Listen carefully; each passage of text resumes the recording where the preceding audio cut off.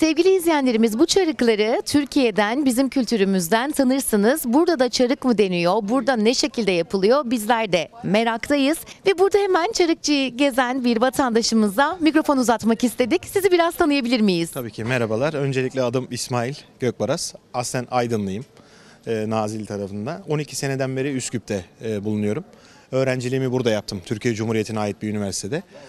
Şimdi ise daha sonrasında rektör hocamızla beraber aktif bir görevdeydim. Şimdi burada öğrenci koordinasyonunu sağlıyoruz. Türkiye'den gelen öğrencilerimizin işlemlerini takip ediyoruz. Gelen misafirlerimiz var, onların öğrencileri var, onların kayıt işlemlerini yaptık, çarşıyı tanıtmak amacıyla geziyorduk.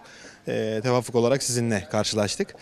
Tabii biz 12 seneden beri burada olduğumuz için birçok şeye hakimiz. Bu çarık zamanında Arnavutlar tarafından giyilen, kendi eserleri el yapımı olarak yapılmış.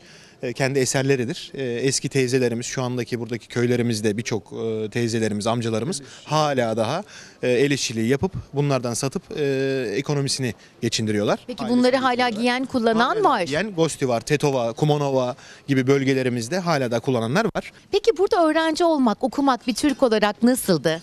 Şimdi şöyle 12 sene önce bir değerlendirme yaparsak şu anda tabii ki çok fazla gelişmişlik var. 12 sene önce geldiğimizde bu çarşıda sadece çarıkçılar ve bir restoranımız vardı. Ama şimdi tamamen artık Türkiye'nin buraya yerleşmesiyle, desteğiyle çok farklı bir ortam oluştu.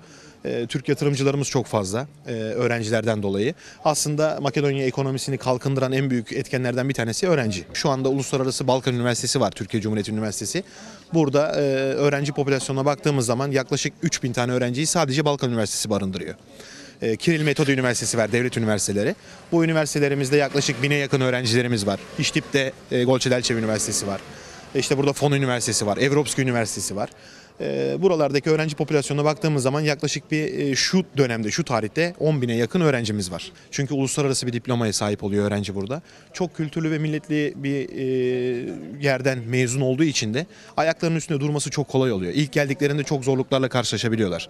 Çünkü kültürler biraz farklı. Ne kadar yakın görünse de ister istemez bazı farklılıklar var. Tabii bunların yanı sıra bir sene, 2 sene sonrasında alıştıkları zaman dönmek bile istemiyor artık öğrenciler. İngilizce eğitim ya da Makedonca eğitim almak zorunda. O yüzden öğrenci 4 dörtlük eğitimini tamamlıyor. Aslında tam donanımlı bir şekilde Türkiye'ye gönderiliyor. İngilizce, Makedonca ve Arnavutça öğrendikleri zaman da biliyorsunuz ki Yugoslavya dillerinde Makedonca Kiril alfabesiyle olmasına rağmen yaklaşık 7 tane dili arkasında barındırabiliyor. Bosna'dan gelen bir öğrenci de Makedonca konuşan bir öğrenciyi çok rahat anlayabiliyor. Bulgar'dan gelen bir kişi de çok rahat anlayabiliyor. Sadece şive farkı var. Bizim bir Denizlili ve bir Trabzonlu'nun konuşması gibi düşünelim bunu. Ondan dolayı aslında bir dille gelip 7 dille mezun oluyor öğrenci. En büyük avantajı da bu oluyor. Turizmde olsun, daha farklı imkanlarda, alanlarda olsun çok dil bildiği için öğrencinin çok büyük avantajı oluyor. Bu şekilde ilerliyor. Üsküp'ün kısaca özeti bu. Devam ediyoruz sevgili izleyenlerimiz. Ben bir göçmen kızı gördüm.